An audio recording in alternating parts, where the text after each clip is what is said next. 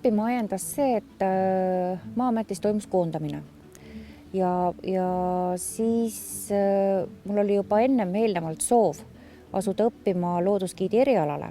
Paar kuud olid teised jõudnud käia koolis, kui mina siis liitusin nendega.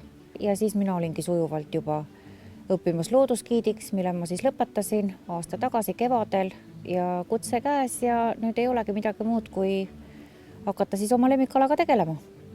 Keeled on nagu põhiliselt ikkagi olnud rohkem nagu hobi. No vene keel, soome keel, rootsi keel, saksa keel, prantsuse, itaalia, hispaania, natuke portugali. Õppima tasub kindlasti minna, seda ei maksa peljata vanust, ei maksa peljata seda, kas ma suudan, kas ma jõuan, kas ma jaksan. Et ei ole niimoodi, et istun kodus ja mõtlen, et oi, nüüd on elu läbi.